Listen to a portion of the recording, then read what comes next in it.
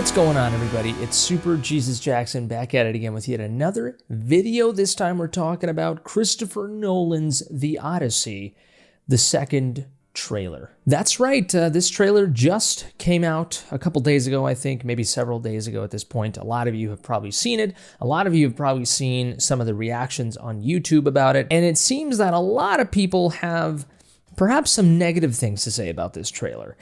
It's put some more caution or more cautious optimism as opposed to just plain optimism that you would normally have with The Odyssey. I think the first trailer was reviewed fairly decently. I mean, it was more of a teaser trailer, and then they did that very sort of IMAX sneak peek of the movie, which is really awesome. But that teaser trailer was mostly what people have seen, and people, I think, mostly were like, oh, this looks all right. I mean, obviously we want to see more, but so far it looks pretty epic.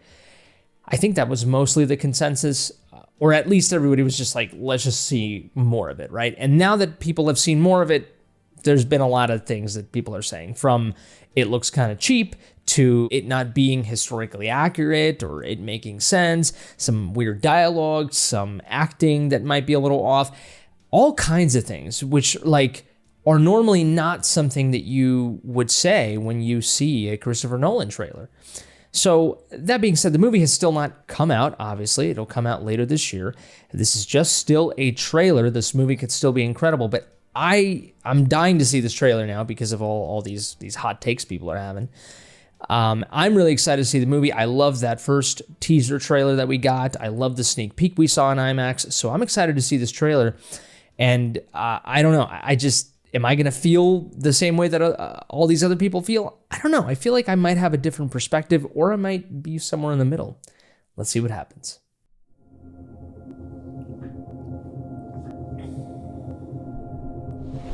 Tell me what you remember. A wife?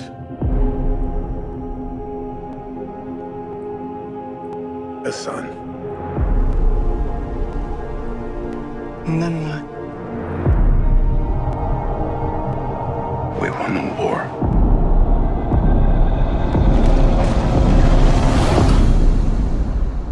Help me go home.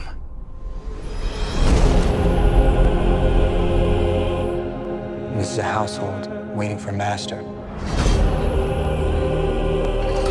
I want you to choose me. Ithaca's king is coming back. No, he's not.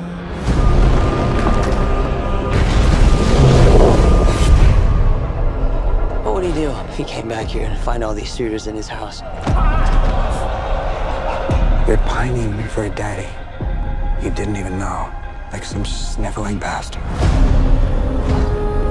Who's looking after your wife and son? Do you see? My dad is coming home. Bringing vengeance. Bringing it all.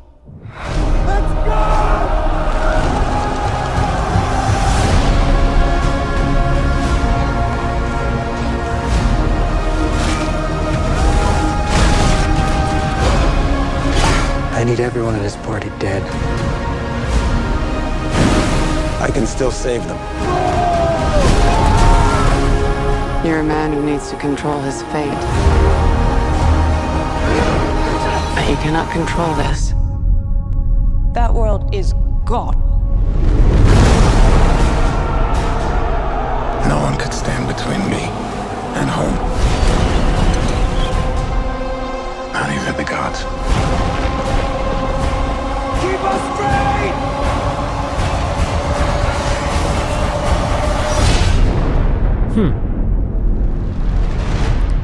I think it's asleep.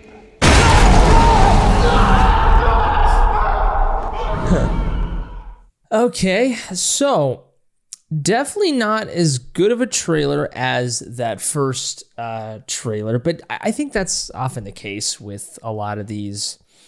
I mean, sometimes, I don't know. I mean, recently with the Michael movie, the teaser trailer was pretty good, but that official trailer was even better. So this one, I think it's the official trailer is a little, I don't know, it's slightly underwhelming, but at the same time, I don't know. I I don't feel mixed on it. I'm actually still pretty hyped for this film. I don't know what the hell people are talking about, honestly. I like, for example, the what's his name? The Critical Drinker, which he's one of the most popular movie commentators on YouTube. I used to like his content a lot. Not so much anymore. I think he's sort of just gone off the deep end a little bit.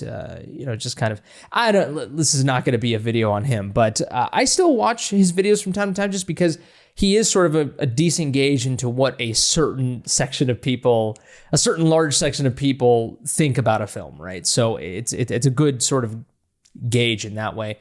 And so I do tune in from time to time. I didn't watch his video, but just from the thumbnail and the title, it seemed like he was a little bit more critical of the teaser and just less optimistic about it. So, and then what people are saying is like, oh, like Anne Hathaway's acting is like pretty shitty because she's got some Botox on her and she doesn't have a lot of expression on her face. And there's like a shot, where is it? It's over here. Yeah, like right here, people are like, oh my God, like all this Botox. And yeah, she definitely has some shit going on her face. There is some expression here and there. There was an earlier shot that she had that was really good, where you could see a little bit more expression on her, and you're just like, yeah, like, there's a little bit, almost like she got touched up after. It's like there was some reshoots or something, and she touched up her face. Maybe because of her Devil Wears Prada 2 movie shooting. I don't know. Who knows? This almost looks like a different Anne Hathaway than the one over here. If I can fucking find it again. Yeah, like there it is. So I don't know. It just, whatever. I mean, look, I'm not a huge fan of the Botox look on a lot of these celebrities. Some people take it too far. This is not as awful as other people out there. Nicole Kidman. But whatever. I mean, she's a fantastic actress. Hopefully she could still deliver a great performance, even though a lot of this Botox is messing with her natural wrinkles and expressions and stuff like that. But, like I said earlier in the movie here, it seems like this is an earlier shot in the movie. It doesn't look as bad here, but whatever. That is sort of more aesthetically and stuff like that. But it's Anne Hathaway. I think she'll still deliver a decent performance. But other things too is people were saying like, oh, like Robert Pattinson's dialogue where he's like saying, he's using the word daddy and stuff like that. And I think there was some just misinterpretation and just loss in translation. That's not even the accurate term, but just people circulating shit without actually watching the trailer, because some people were like basically making it seem that he was saying that term to describe, like, in the sexual way, like, and it's just like, what are you talking about? And then I watched the movie and it's like, oh, this is a completely reasonable usage of the word. I don't know. I mean, I could have seen maybe a very isolated, stupid post, and that's not what you guys are seeing. But he was talking to Tom Holland. Tom Holland is the son of Odysseus, and Robert Pattinson's character is mocking him, basically like, oh, you miss your daddy, shit like that. Like, and that's fine. Clearly, Robert Pattinson is playing the villain here, which is really cool. And interestingly enough, he's playing the villain in Dune Part 3. So pretty cool. I love this range that Robert Pattinson is doing. Obviously he's got Batman, and he was in this amazing movie recently called The Drama, where he was a protagonist, and in another movie with Jennifer Lawrence, and now he's doing this where he's playing villains. It's really cool, fantastic range. I love him as an actor. I think he's absolutely going to kill it. Going to be another, Joaquin Phoenix type of Commodus portrayal, right? Sort of very adjacent. Tom Holland seems to be playing a very, very young, almost, what's the word, like pure kid. It's almost like he's playing a very sweet kid, it seems. And I don't know the story too much. I didn't pay attention in school. So this movie, I think, takes place after the war and all the exciting shit that happens in Homer's tales. This is obviously the tale of Odysseus coming back home after that war. So there's some trials and tribulations that happen, but the exciting part of the story, like the action-filled part of the story, is kind of over. Doesn't mean that there's not going to be action. Obviously, there's still a lot of action here. So I think it's really awesome to see Christopher Nolan tackling this, less actiony part of the tale, because I think it's a more introspective one, perhaps more metaphorical. Who knows, right? But there's that, and the armor. The armor, that was a big thing. People are like talking shit on the armor that we see on these guys. They're like, it looks like shit, and I don't know what people are talking about. I mean, like, it just looks like silver armor to me. Like, it just, whatever, like, I don't really, and some people are being like, oh my God, it's historically inaccurate. Like, they didn't even discover this type of metal until like this point. And it's like, get the fuck out of here. Like, who cares? Who cares? There's a guy I'm going to just pull up the shot here. It's one of the most famous shots of the movie so far, of like this sort of Batman looking motherfucker, like Batman Sparta looking motherfucker, where like he's got all black and stuff like that. Like that, I'm sure that wasn't completely accurate either, but it looks awesome. Like, why would you want a tale that is so grounded, and it's told in a cinematic way, but it's so grounded? It's like, get out of here. Like, no, like, let's take some liberties, aesthetically, dialogue wise. I like how they don't sound like English people, like, how they would normally go about with these types of films, like, it's like, no, they talk normally, whatever. And they use words like daddy and shit, and I'm sure that back in the day they had their own type of lingo for daddy, that we don't even know, so it's just, they weren't even speaking the same language. What do you want us to be exactly the same language too? You want us to be in Greek, and with subtitles? Is that how fucking, authentic you want to go? It looks fine. And they're supposed to be imposing, which is cool. It's very mythological. I like it because, and Christopher Nolan is sort of recently coming on the scene talking about things that Zack Snyder has also talked about. And I think that's why Nolan and Snyder really get along, is because they sort of see the world and the cinematic world and our culture and art in the same ways. Nolan has said, Homer's tales are the precursor to a lot of our superhero epics that we see today. And a step further, Zack Snyder takes it and he goes like, the gods that these people worshipped are very similar to our modern day superheroes. These are mythological heroes, tales, that some people perhaps literally believed in at the time, but maybe a lot of it was just allegory, and it's to describe things that are greater than us, stories of courage, hope, and all these gods that are supposed to represent eternal things like war and hatred and suffering and all this. Like, it's like, this is all just tied to the stories that we tell today, and the gods that we believe in today, right? So, characters like Superman and stuff like that, what they stand for, Wonder Woman, even Batman, right? So it's really cool. Like, and I think Christopher Nolan has this amazing vision, just like Zack Snyder, obviously, in making something so grand and kind of mythological while still it being grounded. Like Interstellar, for example, that movie's incredibly, scientific and nerdy, but at the same time, it has this sort of godlike beauty to it. It's celestial, it almost feels, it's fantastical at the same time.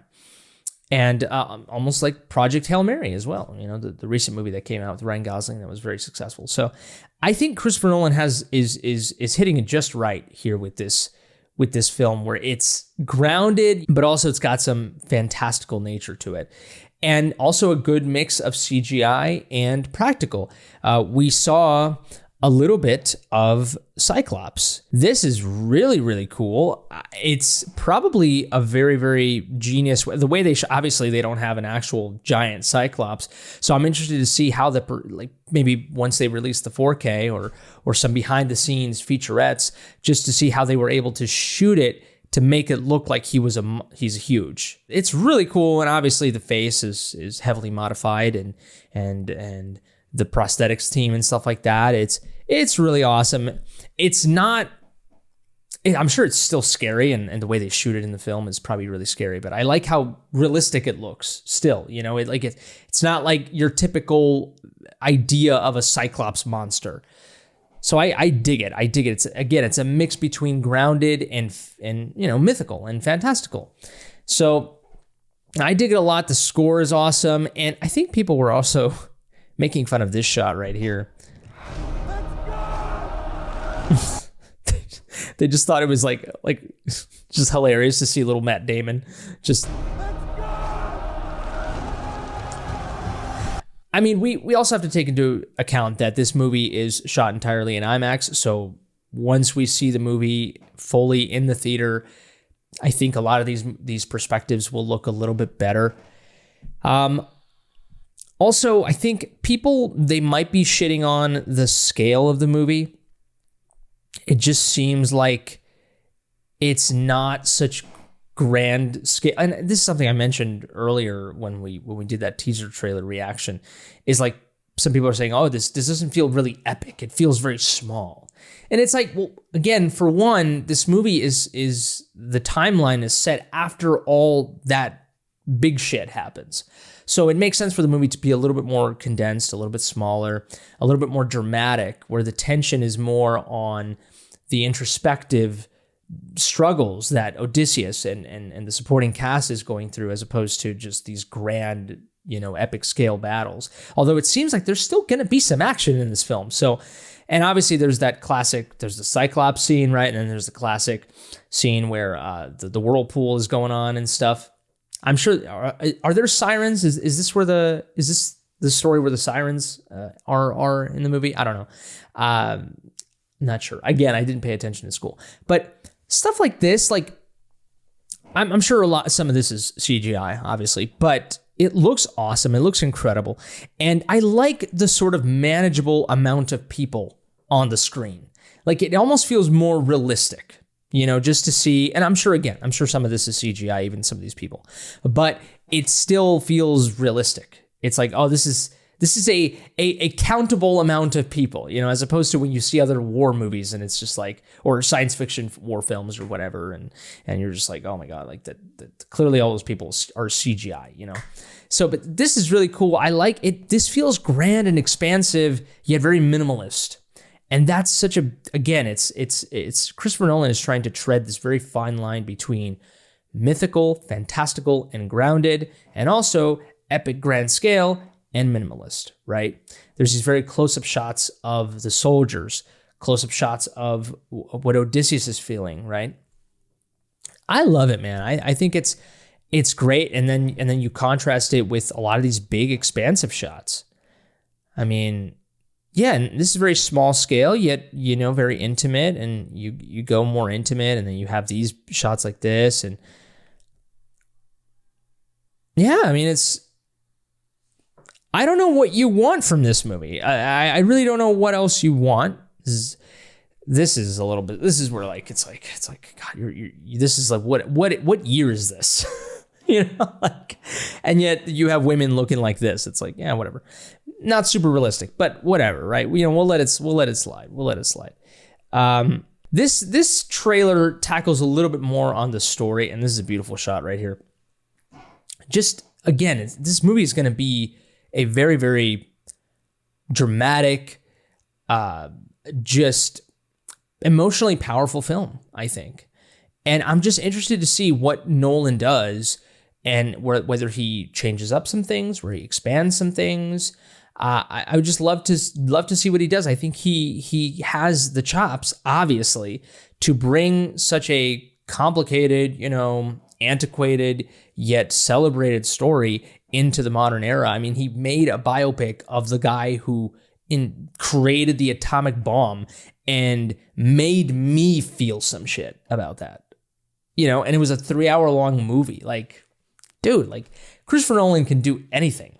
Okay, if he can make a story about the guy who created the atomic bomb be emotionally powerful and resonant and to be understandable and digestible, I think, and he could do anything, man. And so I'm so excited for this film from a narrative level, from a dialogue level. Yeah, I think it'll be incredible. That's what I think. So I am definitely excited. I want to know what you guys have to say in the comment section below. And I like the humor at the very end. I think he's asleep. And it's gonna be some good shit, man. And I'm just really excited for this film. I can't wait to see it in IMAX. It's shot entirely in IMAX, which is awesome, because that means that like, for example, when you saw Sinners, right, sometimes the screen would have those amazing, really dedicated IMAX shots, and then sometimes it would go back to sort of the normal aspect ratio.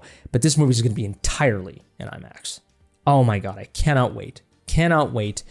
This is the future, man. This is what I want. This is what I want every film experience to be. This is not just a movie. This is going to be an experience. I'm already feeling it. And you know what? If the movie comes out and I hate it, then so be it. I hate it. Okay? And I'll let you guys know. But I want to know what you have to say. Are you excited for this film? Let me know in the comment section below. What do you like about it? What do you not like about this trailer? What are your concerns? What are the things you're looking forward to? Let me know. Give this video a like if you like, dislike it if you didn't. Subscribe to the channel if you enjoy this content and you want to see more stuff. Oh, God damn it. Like this. If it's your birthday, happy birthday to you, you beautiful creature. Also, feel free to send me a couple bucks there if you have the wherewithal, since I don't really make money at all making these videos. And obviously that's an exaggeration. I mean, obviously I make some money. I make $1 or $2 maybe, here and there. Okay. Like nothing major. Okay. But, I don't do this as a full-time thing. It's a side thing. And I've been doing it for a long time, and I use a lot of copyrighted material, of course. So it would be nice to get a couple bucks if you are if you have the wherewithal to do it, if you feel it in you. If you don't, it's all good, man. Keep watching. I really appreciate your viewership regardless. I think that's it for me. You all take care, stay safe, and until next time, I love you.